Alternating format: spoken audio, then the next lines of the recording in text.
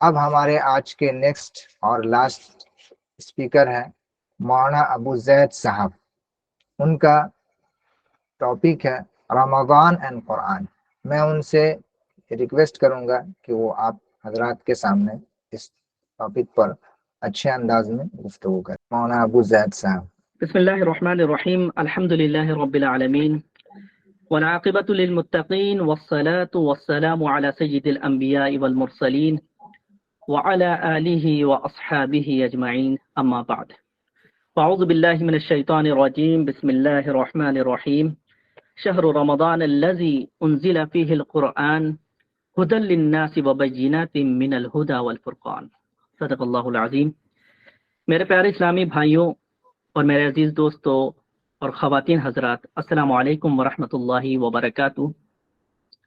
بہت ہی خوشی کی بات ہے کہ یہ ایک بابرکت پروگرام منعقد ہوا ہے، کیونکہ یہ ایک کوئی عام پروگرام نہیں ہے بلکہ ایک خاص پروگرام ہے. یہ ایک دینی محفل ہے، دینی پروگرام ہے. یہ ہم سب کی خوش نصیبی ہے کہ ہم اس پروگرام میں شریک ہوئے ہیں اور دین کی بات کو سن رہے ہیں.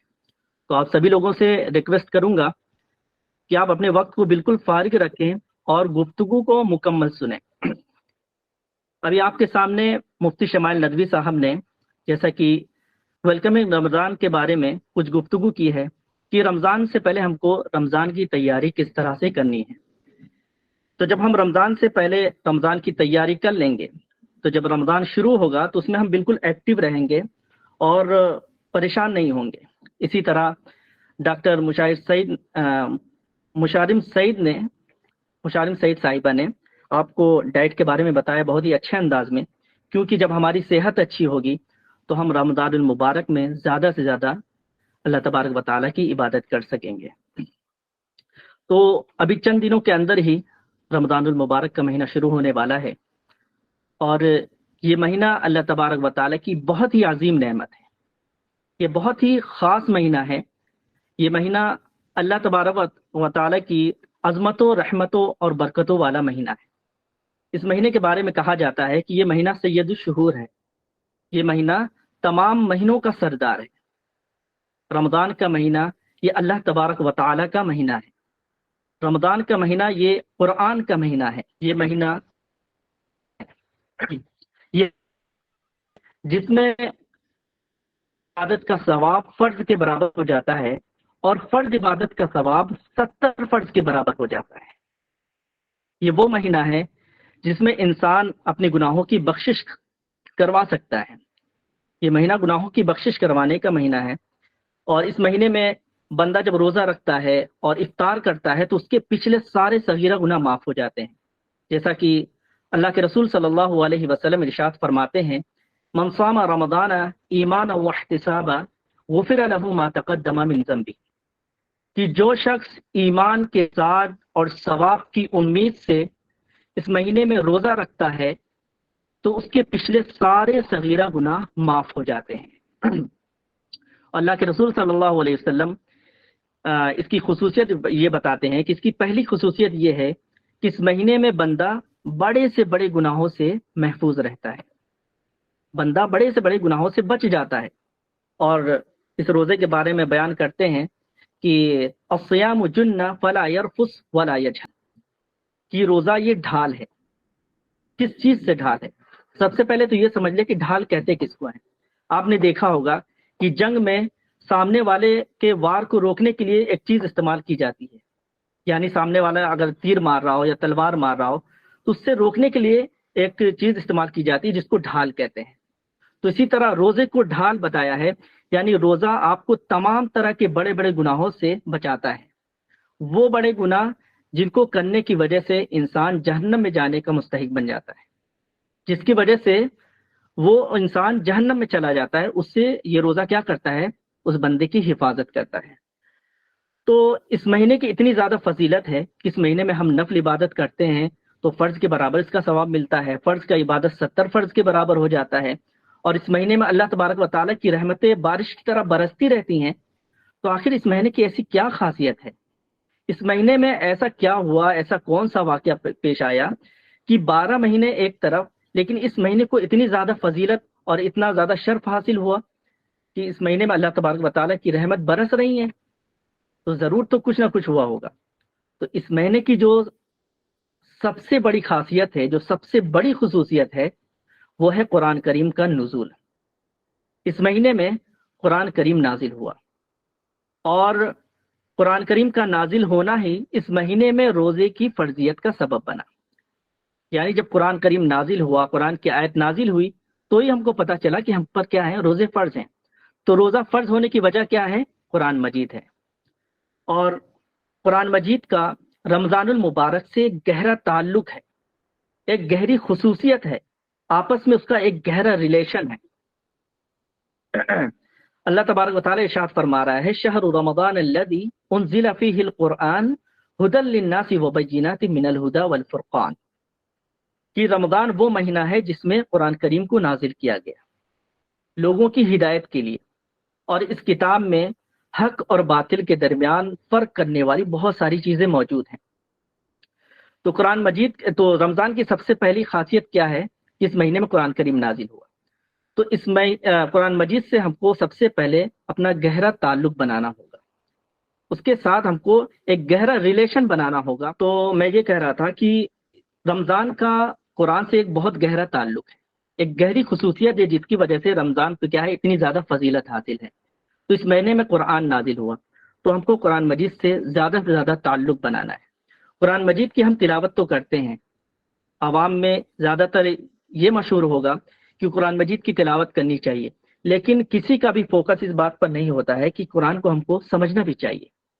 اس آیت میں بیان کیا ہے کہ ھدی للناس، یعنی لوگوں کے لیے ہدایت ہے۔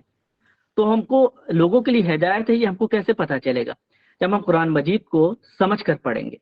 یعنی آپ قرآن مجید کی تلاوت کرتے ہیں، بہت اچھی طریقے سے کرتے ہیں، تو آپ روزانہ یہ کوشش کریں کہ قرآن مجید کے ترجمے کو اور اس کی تفسیر کو جاننے کی بھی کوشش کریں، کیونکہ آج کل تو ڈیجیٹل زمانہ ہے، علماء اکرام بھی موجود ہیں بہت سارے، آپ ان سے رابطہ کریں اور تفسیر کی کتاب آپ لے سکتے ہیں۔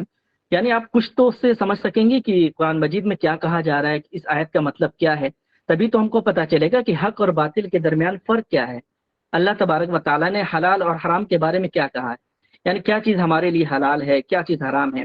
یہ ساری چیزیں ہمیں تب پتہ چلیں گی جب ہم قرآن کریم سے گہرا تعلق بنائیں گے، یعنی اس کی تلاوت کے ساتھ ساتھ اس کے مفہوم پر بھی نظر رکھیں گے، اس کے ترجمے پر بھی نظر رکھیں گے، تو اس سے ہم کو بہت زیادہ فائدہ ہوگا۔ ہم دنیاوی تعلیم حاصل کرنے کے لیے بہت موٹی موٹی کتابیں پڑھ لیتے ہیں، کوئی انجینئرنگ پڑھ رہا ہے، کوئی ڈاکٹر کی پڑھائی پڑھ رہا ہے، تو ان ساری پڑھائیوں میں کتنی زیادہ ہم کو محنت کرنی پڑتی ہے، کتنی کتابوں کا مطالعہ کرنا پڑتا ہے، تو ہم ساری چیزوں میں محنت کرتے ہیں، لیکن جس سے ہماری آخرت سنور سکتی ہے، جو ہماری دائمی زندگی ہے، تو قرآن مجید جو اللہ تبارک و تعالیٰ کی ایک پاکیزہ کتاب ہے، کیا اس کے سیکھنے کے لیے ہمارے پاس وقت نہیں ہے؟ اب تو ہمارے پاس کوئی بھی بہانہ نہیں ہے، کیونکہ ساری چیزیں بالکل آسان ہیں، ہر چیز نیٹ پر بھی موجود ہے، اور علماء اکرام بھی نیٹ پر موجود ہے، آپ ان سے رابطہ بھی کر سکتے ہیں اور ان کی کلاسز کو جوائن بھی کر سکتے ہیں، تو آپ ساری چیزوں سے فائدہ اٹھا سکتے ہیں۔ اللہ تبارک و تعالیٰ اس کتاب کے بارے میں بیان فرماتا ہے، قل بفضل اللہ وبرحمتہ فبذلک فلیفرحوا هو خیر مما یجمعون، کہ آپ کہہ دیجئے کہ اللہ تبارک و تعالیٰ کی مہربانی ہے، یہ اللہ تبارک و تعالیٰ کا فضل ہے کہ اس نے قرآن کریم کو نازل فرمایا۔ ان کو اس بات پر خوش ہونا چاہیے، یہ ان تمام چیزوں سے زیادہ اعلیٰ نعمت والی چیز ہے، یہ ان تمام چیزوں سے زیادہ فضیلت والی چیز ہے جس کو لوگ حاصل کرنے میں لگے ہوئے ہیں۔ یعنی لوگ دنیاوی چیزوں کو حاصل کر رہے ہیں، ہم دنیا کی بڑی سے بڑی دولت حاصل کرتے ہیں، دنیا کی بڑی سے بڑی نعمتیں ہمارے پاس ہیں، لیکن قرآن مجید ان تمام نعمتوں سے بڑھ کر نعمت ہے۔ تو قرآن مجید سے آپ ایک گہرا تعلق بنائیں، قرآن مجید کی تلاوت کا اہتمام کریں، قرآن مجید کو سمجھنے کی کوشش کریں۔ تو ہم کو ان ساری چیزوں کا تو خیال رکھنا ہی ہے۔ اب ہم کو یہ بھی جان لینا چاہیے کہ جب ہم قرآن کے بارے میں گفتگو کر رہے ہیں تو قرآن کریم نازل کب ہوا اور کیسے ہوا، مختصر انداز میں اس کو بھی جان لیں۔ یہ اللہ تبارک و تعالیٰ کی ایک عظیم کتاب ہے، اور رمضان کا تعارف بھی قرآن ہی سے ہوتا ہے۔ اللہ تبارک و تعالیٰ نے رمضان کے اس بابرکت مہینے میں قرآن کریم کو نازل فرمایا۔ قرآن کریم کے نزول کی ابتدا اسی مہینے سے ہوئی۔ سب سے پہلے لوح محفوظ سے آسمان دنیا پر قرآن کریم نازل ہوا، اس کے بعد اللہ تبارک و تعالی نے ضرورت کے مطابق جبرائیل علیہ السلام کے ذریعے وقتاً فوقتاً تھوڑا تھوڑا آپ صلی اللہ علیہ وسلم پر قرآن مجید کو نازل کرتا رہا۔ وہی کہ جبرائیل علیہ السلام وہی لے کر آتے رہے، آپ صلی اللہ علیہ وسلم پر قرآن نازل ہوتا رہا۔ تو کل 23 سال قرآن کریم کے نزول کی قرآن یہ گفتگو تھی۔ اور اس کے بعد میں یہ بتانا چاہوں گا کہ مبارک میں اللہ کے رسول صلی اللہ علیہ وسلم کا عمل کر رہا ہے، اسی طرح تابعین، تبع تابعین، سلف صالحین کا اس بارے میں کیا عمل رہا ہے، اس کو بھی آپ شارٹ انداز میں سن لیں۔ حضور اکرم صلی اللہ علیہ وسلم رمضان المبارک میں باقی تمام دنوں کی بنسبت قرآن مجید کی تلاوت میں زیادہ مشغول رہتے تھے۔ اس مہینے میں یعنی رمضان المبارک میں جبرائیل علیہ السلام حضور اکرم صلی اللہ علیہ وسلم کے پاس قرآن مجید کا دور کروانے آتے تھے۔ اسی طرح تراویح میں ختم قرآن کا اہتمام کرنا، صحابہ اکرام رضی اللہ عنہم، تابعین، تبع تابعین کا قرآن مجید کا زیادہ سے زیادہ تلاوت کرنا۔ اسی طرح اسلاف اور اکابرین کے بارے میں کتابوں میں منقول ہے کہ جب رمضان کا مہینہ شروع ہو جاتا تو وہ اپنی دیگر مصروفیات کو چھوڑ کر کے دن اور رات کا اکثر حصہ قرآن مجید کی تلاوت میں لگا دیتے تھے۔ اسی طرح امام مالک رحمۃ اللہ علیہ کے بارے میں آتا ہے، جو کہ ایک فقیہ ہونے کے ساتھ ساتھ ایک محدث بھی ہیں، جن کی ایک مشہور کتاب ہے موطا، جس کو موطا امام مالک کہتے ہیں۔ ان کا کیا معمول رہتا تھا رمضان المبارک میں؟ جب رمضان کا مہینہ شروع ہو جاتا تھا تو وہ اپنے حدیث پڑھنے پڑھانے کے سلسلے کو بند کر دیتے تھے اور دن اور رات کے اکثر حصے میں قرآن مجید کی تلاوت کرتے تھے۔ تو یہ سارے جو امور ہیں اس کی خصوصیت کو ظاہر کرتے ہیں کہ ہم کو قرآن مجید سے کتنا زیادہ گہرا تعلق رکھنا ہے، کیونکہ اللہ کے رسول صلی اللہ علیہ وسلم اس مہینے میں زیادہ سے زیادہ تلاوت کرتے تھے۔ صحابہ کرام کا عمل یہ تھا کہ اس مہینے میں زیادہ سے زیادہ تلاوت کرتے تھے۔ تابعین، تبع تابعین، سلف صالحین اس مہینے میں خوب قرآن مجید کی تلاوت کرتے تھے۔ تو اس سے ہم کو قرآن مجید کی تلاوت کی اہمیت کا اندازہ لگا لینا چاہیے۔ ہم کو بھی اس مہینے میں قرآن مجید کی زیادہ سے زیادہ تلاوت کرنی چاہیے۔ تو قرآن کریم کی یہ فضیلت ہے کہ وہ جس مہینے میں نازل ہوا وہ مہینہ تمام مہینوں کا سردار بن گیا۔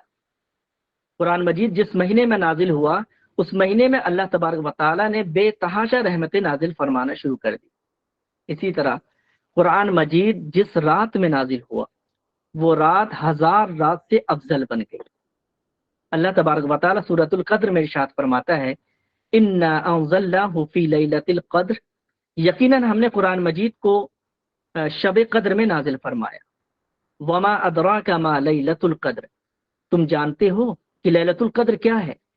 آگے فرمایا، لیلۃ القدر خیر من الف شہر، لیلۃ القدر 1000 مہینوں سے افضل، 1000 مہینوں سے بہتر ہے۔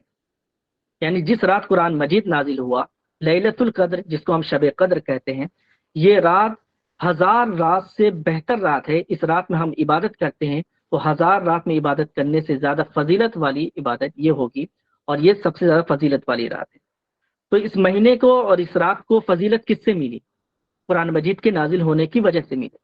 اور یہاں پر ایک پوائنٹ کی بات آپ نوٹ کر لیں کہ اگر کسی وقت کی نسبت کسی اعلیٰ چیز سے ہو جائے، کسی فضیلت والی چیز سے ہو جائے، تو وہ وقت قیامت تک فضیلت والا اور شرف والا رہتا ہے۔ اس کو قیامت تک شرافت اور فضیلت حاصل ہوتی ہے، چونکہ قرآن کریم رمضان المبارک میں نازل ہوا اور رمضان المبارک کی رات شب قدر میں نازل ہوا، اس لیے رمضان کی فضیلت اور شب قدر کی فضیلت قیامت تک قائم رہے گی، اور اس میں ملنے والے اجر و ثواب سے ہم فائدہ اٹھا سکتے ہیں۔ یہ تو ہو گئی رمضان اور قرآن کی فضیلت۔ اب ہم قرآن کی طرف آتے ہیں کہ جب ہم قرآن کریم کی تلاوت کرتے ہیں تو ہم کو اس سے کتنا اجر و ثواب ملتا ہے، کیونکہ جب ہم کو یہ پتہ چل جائے گا کہ قرآن مجید پڑھنے پر ہم کو اتنا زیادہ اجر و ثواب مل رہا ہے تو ہمارے اندر اور زیادہ شوق پیدا ہوگا کہ میں زیادہ سے زیادہ نیکی کما دوں، کیونکہ کل قیامت کے دن جب نیکی کم پڑ جائے گی تو ہر ایک بندہ ایک ایک نیکی کے لیے پریشان ہوگا، وہ بہت زیادہ پریشان ہوگا، تو اس وقت اس کو پچھتاوے کے سوا کچھ بھی نہیں حاصل ہوگا، کیونکہ وہ اس وقت تو نیکی کر نہیں سکتا۔ لیکن اللہ تبارک و تعالیٰ نے آپ کو ابھی ہمیں اور آپ کو ایک آفر دیا ہے. یہ ایک بہت بڑا آفر ہے. جب فلپکارٹ پر امیزون پر سیل چلتی ہے, آفر چلتا ہے, تو ہم لوگ اپنے سارے وقت کو فارغ کر لیتے ہیں اور کیا کرتے ہیں, موبائل لے کر بیٹھ جاتے ہیں اور ہم چاہتے ہیں کہ دیر نہ ہو اور فوراً ہم اس پر. تو قرآن مجید کی تلاوت آپ کرتے ہیں تو اس کے اجر و ثواب سے بھی ہم سبھی لوگوں کو کیا ہونا چاہیے, واقف ہونا چاہیے.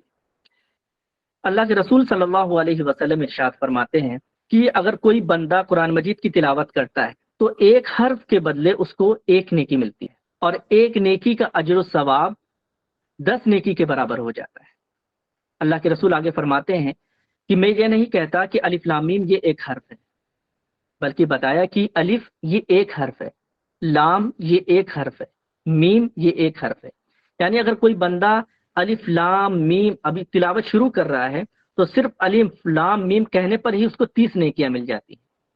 ایسے ہی آپ جب قرآن مجید کی ابتدا کرتے ہیں تلاوت کی, سورہ فاتحہ پہلے پڑھتے ہیں الحمدللہ رب العالمین الرحمن الرحیم, تو آپ نے ابھی شروع کیا ہے الحمدللہ, تو صرف الحمدللہ کہنے پر ہی ہم کو 50 نیکی مل جاتی ہے. الحمد میں 5 حروف ہے, الف لام ہا میم دال, تو ہر حرف کے بدلے 10 نیکی, یعنی صرف الحمدللہ کہنے پر ہم کو 50 نیکی مل جاتی ہے. تو اب ہم کو اس بات کی کوشش کرنی ہے کہ ہم اس مہینے میں زیادہ سے زیادہ تلاوت کریں تاکہ زیادہ سے زیادہ نیکی ہم حاصل کر سکیں. جب صرف الحمدللہ کہنے پر ہی ہم کو 50 نیکی مل جا رہی ہے, تو ہم جب زیادہ سے زیادہ تلاوت کریں گے تو نہ جانے کتنی ہم کو نیکیاں مل جائیں گی. تو آپ کو قرآن مجید کی فضیلتوں کا دھیان میں رکھنا ہے اور اللہ تبارک و تعالیٰ کی رحمت پر بھی نظر رکھنی ہے کہ اللہ تبارک و تعالیٰ اپنے بندے پر کس طرح سے نعمت کو نازل فرما رہا ہے. اور اس کا سلسلہ صرف یہیں تک ختم نہیں ہوتا ہے. قرآن مجید آپ پڑھتے ہیں, آپ کے چہرے پہ نور ہوگا, آپ کے دل کی سیاہی ختم ہوگی. یہ تو آپ کو دنیاوی فائدہ حاصل ہو ہی رہا ہے, ساتھ ہی ساتھ آخرت تک قرآن مجید آپ کے ساتھ ہوگی اور آپ کا ساتھ دے گی. اللہ کے رسول صلی اللہ علیہ وسلم ارشاد فرماتے ہیں, حضرت ابو امامہ سے روایت ہے کہ میں نے رسول اللہ صلی اللہ علیہ وسلم سے سنا کہ آپ صلی اللہ علیہ وسلم فرما رہے ہیں کہ قرآن مجید کو پڑھو, کیونکہ قرآن مجید کل قیامت کے دن تمہاری سفارش کرے گی. قرآن مجید کا پڑھنا ہر لحاظ سے باعث رحمت ہے, ہر لحاظ سے اس میں نفع ہی نفع ہے. اگر آپ زبانی پڑھتے ہیں, یعنی آپ حافظ ہیں یا کوئی خاتون حافظ ہیں, تو اگر وہ بغیر دیکھے پڑھتی ہیں تو بھی ان کو اس کا اجر ثواب ملے گا. اگر کوئی شخص دیکھ کر پڑھتا ہے تو بھی اس کو اس کا اجر ثواب ملے گا. اگر آپ اس کو چاہے ترجمے کے ساتھ پڑھیں یا بغیر ترجمے کے ساتھ پڑھیں, یا آپ اس کو بغیر سمجھے, یعنی صرف اس کی تلاوت آپ کر رہے ہیں.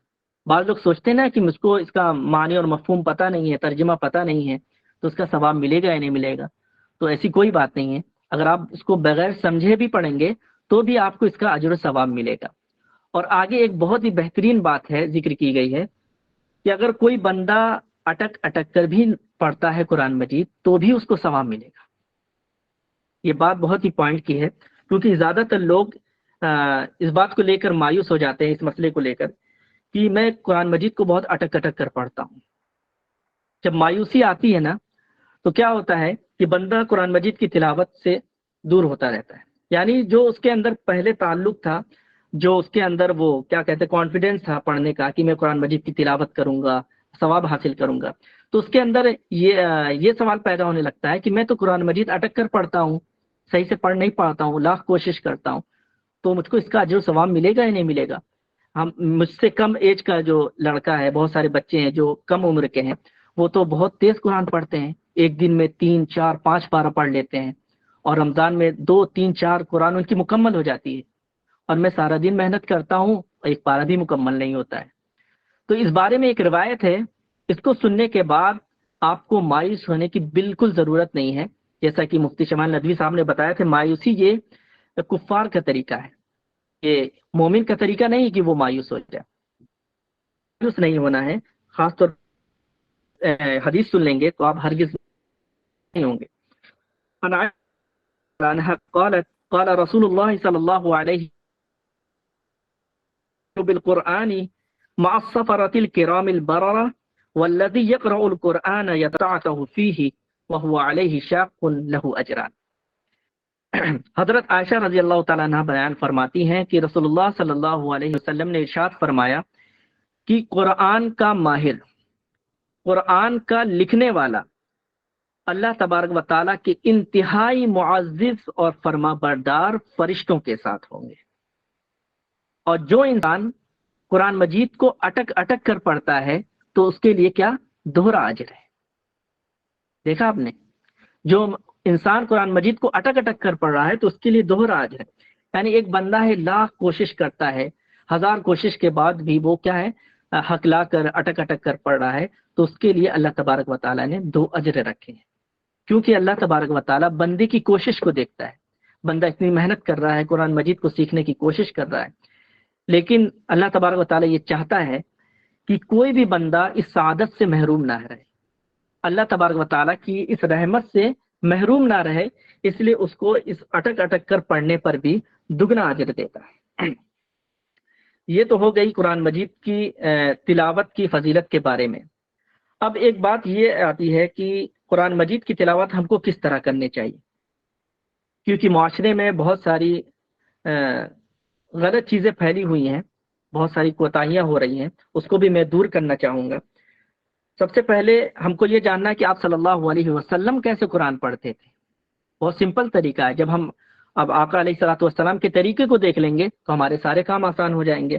حضرت ام سلمہ کی ایک روایت ہے رضی اللہ تعالیٰ عنہ، ان سے کسی نے پوچھا تھا کہ آپ صلی اللہ علیہ وسلم قرآن مجید کو کس طرح پڑھتے تھے، تو حضرت ام سلمہ رضی اللہ تعالیٰ عنہ بیان فرماتی ہیں کہ آپ صلی اللہ علیہ وسلم قرآن مجید کو رک رک کر ٹھہر ٹھہر کر پڑھتے تھے، یعنی اس طرح الحمدللہ رب العالمین الرحمن الرحیم مالک یوم الدین، یعنی ایک ایک آیت کو الگ الگ کر کے پڑھتے تھے اور ایک ایک حروف کو واضح کر کے پڑھتے تھے۔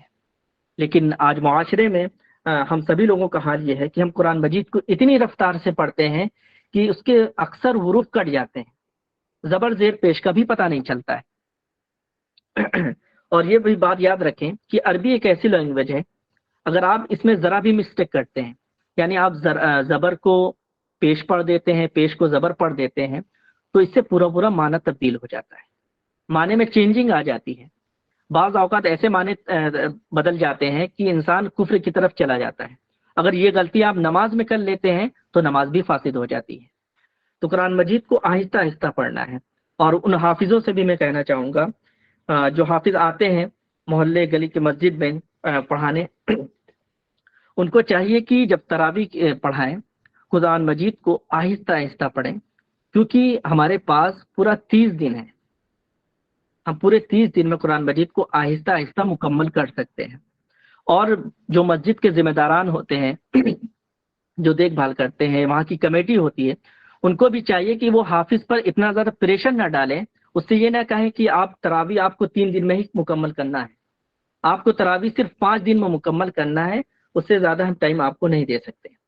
تو بعض اوقات ہوتا یہ ہے کہ حافظ بھی مجبور ہو جاتا ہے، اور جو کم علم رکھتے ہیں تو وہ قرآن مجید کو ایسے ہی بس پڑھنے لگتے ہیں، نہ تجوید کا لحاظ رکھتے ہیں، نہ حروف کے کٹنے کا لحاظ کرتے، بس ایک رسمی طور پر قرآن مجید کی تلاوت کرتے ہیں اور ایک فارمیلٹی ادا کرتے ہیں کہ ہاں رمضان میں قرآن مکمل ہو گیا۔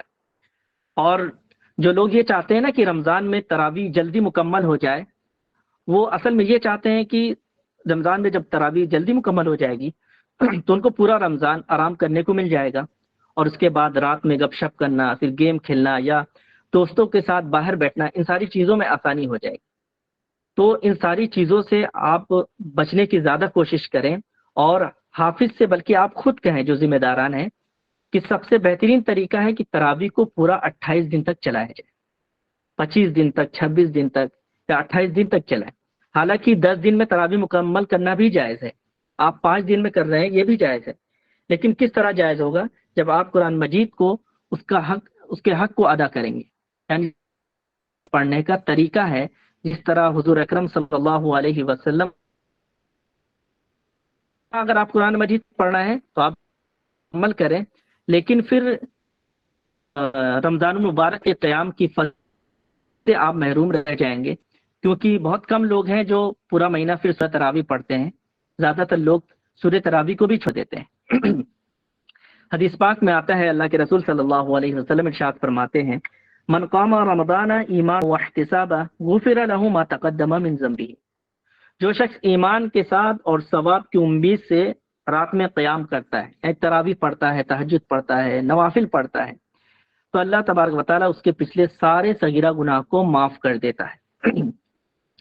تو عام قیام کی فضیلت الگ ہے۔ عام قیام اور رمضان کا قیام، اس میں بہت فرق ہے۔ ہم جو رمضان میں قیام کرتے ہیں اس کی بہت زیادہ فضیلت ہے، اس سے ہم کو فائدہ اٹھانے کی ضرورت ہے۔ جب تراویح پورا 28 دن چلے گی تو ہم پورا 28 دن تک قرآن مجید کی تلاوت سے لطف اندوز ہوتے رہیں گے، اس کی تلاوت سے ہم فائدہ اٹھاتے رہیں گے۔ بہت سارے لوگ ہیں جو قرآن مجید کی تلاوت نہیں کر پاتے ہیں، کم از کم وہ تلاوت کو سن تو سکیں گے، ان کو فائدہ تو ہوگا۔ تو ہم سبھی لوگوں کے لیے ضروری ہے کہ قرآن مجید کو پورا مہینہ چلانے کی کوشش کریں۔ اب بات یہ آتی ہے کہ جو حضرات قرآن مجید کی تلاوت کرتے ہیں تو وہ قرآن مجید کو رمضان میں کیسے مکمل کریں۔ زیادہ تر لوگوں کا سوال ہوتا ہے کہ میری قرآن مکمل نہیں ہو پاتی ہے، وقت نہیں ملتا ہے، تو اس کو کیسے مکمل کیا جائے۔ اور یہ بھی سوال آتا ہے کہ ہم قرآن مجید کو رمضان سے پہلے جو پڑھ رہے تھے، یعنی ہمارا 2 پارہ 3 پارہ 5 پارہ ہوا تھا، تو کیا رمضان شروع ہونے کے بعد ہم پھر سے قرآن مجید کو شروع کریں گے؟ اب یہ سوال عوام میں بہت زیادہ مشہور ہے، ہر 2 دن پہ سوال لوگ کرتے رہتے ہیں۔ تو اگر یہ بات جان لیں آپ کہ اگر آپ قرآن مجید کی تلاوت رمضان سے پہلے کر رہے تھے، آپ کے چند پارے ہوئے ہیں، تو رمضان جب شروع ہو جائے تو آپ اسی جگہ سے کنٹینیو کر دیں۔ اس کے بعد جب آپ کی ایک قرآن مکمل ہو جائے تو آپ دوسری قرآن شروع کر دیں۔ تو اس طرح سے آپ قرآن مجید کو پڑھ سکتے ہیں۔ اور آپ کو ایک اپنا شیڈول بنانا ہے، چاہے مرد حضرات ہو یا خواتین حضرات ہوں۔ مرد حضرات کے لیے یہ ہے کہ قرآن مجید کی پڑھنے کا سب سے بہترین وقت ہے، اگر آپ سحری میں پہلے اٹھ جاتے ہیں تو آپ کے لیے 2 فائدے ہوں گے۔ ایک یہ ہوگا کہ آپ تہجد کی نماز پڑھ لیں گے، اور رمضان میں تہجد پڑھنے کا فائدہ بھی بہت ہے، فضیلت بھی بہت ہے، اور اس سے بہترین موقع آپ کو پھر نہیں ملے گا۔ اگر آپ رمضان میں تہجد پڑھنے کی عادت بنا لیں گے، کیونکہ سحری میں تو اٹھنا ہی ہوتا ہے، تو پھر آپ کی انشاءاللہ تعالی اللہ اس رمضان کی برکت سے پورا سال تہجد پڑھنے کی توفیق ملے گی۔ تو سحری میں اگر آپ کو ٹائم ملتا ہے تو اس وقت آپ تلاوت کریں۔ ایسا نہیں کہ آپ کو تھوڑا وقت ملا تو آپ چاہ رہے کہ نہیں، جب تک میں آدھا پارہ نہیں پڑھوں گا تب تک قرآن مجید کو ٹچ نہیں کروں گا، ایسا نہیں کرنا ہے۔ آپ اس وقت تھوڑی تلاوت کر لیں۔ اور فجر کی نماز کے بعد بہت بہترین وقت ہے، اس وقت ٹھنڈا موسم ہوتا ہے، بالکل دماغ بھی فریش ہوتا ہے، آپ ابھی سحری کر کے اٹھے ہیں، اس وقت طاقت بھی رہتی ہے، ہمت بھی رہتی ہے، تو اس وقت آپ قرآن مجید کی تلاوت کریں۔ اب آپ اپنا اندازہ لگائیں کہ آپ آدھے گھنٹے میں تو قرآن مجید ایک پارہ مکمل کرتے ہیں، یا 40 منٹ میں کرتے ہیں، یا 1 گھنٹے میں کرتے ہیں۔ اگر آپ آدھے گھنٹے میں ایک پارے کو مکمل کر لیتے ہیں، تو اگر آپ دن بھر میں 3 وقت مقرر کر لیتے ہیں، یعنی فجر بعد آپ آدھا گھنٹہ تلاوت کرتے ہیں، اگر آپ فجر بعد 2 گھنٹہ تلاوت کر لیں تو آپ کے 2 پارے تو فجر بعد ہی ہو جائیں گے۔ پھر ظہر کی نماز میں آپ جاتے ہیں، جب ظہر کی اذان ہو جائے تو آپ پہلے ہی چلے جائیں، کچھ تلاوت ظہر کی نماز سے پہلے کر لیں، کیونکہ اکثر لوگ بیٹھے رہتے ہیں مسجد میں، اور اس کے بعد ظہر کی نماز کے بعد بھی مسجد میں لوگ رہتے ہیں زیادہ تر تلاوت کے لیے، تو اس وقت بھی آپ تلاوت میں مشغول ہو جائیں۔ تو کچھ تلاوت آپ کو ظہر بعد کرنی ہے۔ پھر اس کے بعد اگر آپ ایک پارہ کر رہے ہیں، پہلے تو آپ یہ جان لیں کہ آپ کو قرآن مجید کتنا مکمل کرنا ہے، آپ کتنا مکمل کر سکتے ہیں۔ تو آپ کو ٹارگٹ یہ لینا ہے کہ اگر آپ کو ایک قرآن مکمل کرنی ہے تو ڈیلی آپ کو 1 پارہ پڑھنا ہوگا۔ اگر آپ کو ڈیلی 2 قرآن مکمل کرنی ہے تو شروع دن سے ہی آپ کو ٹارگٹ بنانا ہے کہ ہم کو 2 پارہ پڑھنا ہے۔ تو آپ 2 پارہ پڑھیں گے تو 2 قرآن مکمل ہوگی، 3 پارہ پڑھیں گے تو 3 قرآن مکمل ہوگی۔ تو میرے خیال سے 2 قرآن مکمل کر لینا بہت آسان ہے۔ جو بالکل زیادہ سست پڑھتے ہیں تو وہ 1 قرآن تو بہت آسانی کے ساتھ پڑھ سکتے ہیں۔ آپ فجر کے بعد 1 پارہ پڑھ لیں، یا فجر کے بعد آپ آدھا پارہ 1 پارہ تو پڑھ لیں آپ۔ پھر ظہر کے بعد آپ 1 پارہ پڑھ لیں۔ اگر بہت زیادہ بھی آپ کو شاپ وغیرہ پہ جانا پڑتا ہے، خالی رہتے ہیں، شام میں کب خالی رہتے ہیں، لیکن فکس کر لیں کہ نماز کے بعد ہم کو آدھا پڑھنا ہے، 1 پارہ تو پڑھنا ہی ہے۔ فجر کے بعد 1 پارہ، ظہر کے بعد 1 پارہ، اسی طرح عشاء کی نماز کے بعد یا عشاء کی نماز میں آپ پہلے چلے جائیں، یا تراویح کی نماز پڑھنے کے بعد، کھانا کھانے کے بعد آدھا پارہ پڑھ لیں۔ اس کے بعد تہجد کی نماز کے وقت بھی آپ آدھا پارہ پڑھ لیں۔ تو اس لحاظ سے آپ اپنا جب وقت مقرر کر لیں گے تو بہت ہی آسانی کے ساتھ آپ کی قرآن مجید مکمل ہو جائے گی۔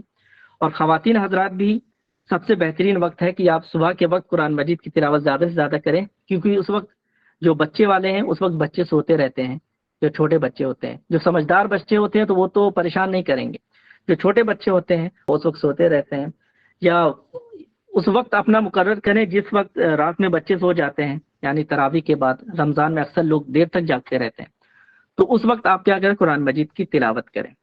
تو اس طرح سے آپ قرآن مجید کی زیادہ سے زیادہ تلاوت کریں اور قرآن مجید سے تعلق بنائیں، کیونکہ قرآن مجید بہت ہی عظیم کتاب ہے، بہت ہی پاکیزہ کتاب ہے، اور کل قیامت کے دن آپ کے لیے سفارش کرے گی۔ لاسٹ میں ایک حدیث میں سنانا چاہوں گا، اس کے بعد اپنی گفتگو کو میں ختم کرنا چاہوں گا۔ حدیث پاک میں آتا ہے، نبی علیہ الصلوۃ والسلام فرماتے ہیں کہ روزہ اور قرآن قیامت کے دن بندے کے لیے سفارش کریں گے۔ روزہ کہے گا کہ میں اس بندے کو کھانے پینے سے ہم نے روکے رکھا، اس کو ہم نے نفسانی خواہشات سے، برے کاموں سے، گالی دینے سے، بدنظری سے، اس طرح کے جتنے بھی بڑے بڑے گناہ ہیں ان ساری چیزوں سے ہم نے روکے رکھا۔ یا اللہ میری سفارش قبول فرما۔ قرآن کہے گا یا اللہ ہم نے اس کو تلاوت میں مشغول رکھا، یہ رات بھر دن بھر میری تلاوت کرتا رہا، میرے ساتھ اپنے تعلق کو قائم رکھا، ایک مضبوط تعلق میرے ساتھ رکھا۔ یا اللہ میری سفارش قبول فرما، یا اللہ تو اس کو بخش دے۔ تو یہ مہینہ اور اس مہینے میں نازل ہونے والی کتاب کل آخرت کے دن جس وقت ہمارا کوئی بھی ساتھ دینے والا نہیں ہوگا، اس وقت یہ دو چیز یعنی رمضان اور قرآن ہمارا ساتھ دیں گے اور ہمارے حق میں سفارش کریں گے۔ تو ہمیں بھی چاہیے کہ ہم اس کی فضیلت سے، اس کی برکت سے فائدہ اٹھائیں اور اس سے محروم نہ رہیں۔ اللہ تبارک و تعالیٰ سے دعا کرتا ہوں کہ اللہ تعالیٰ ہم سب کو روزہ میں تلاوت قرآن کی برکت سے تقوی والی زندگی گزارنے کی توفیق عطا فرمائے، اور ہم سب کو زیادہ سے زیادہ عبادت کرنے کی توفیق عطا فرمائے۔ وما علینا الا البلاغ۔ السلام علیکم ورحمۃ اللہ۔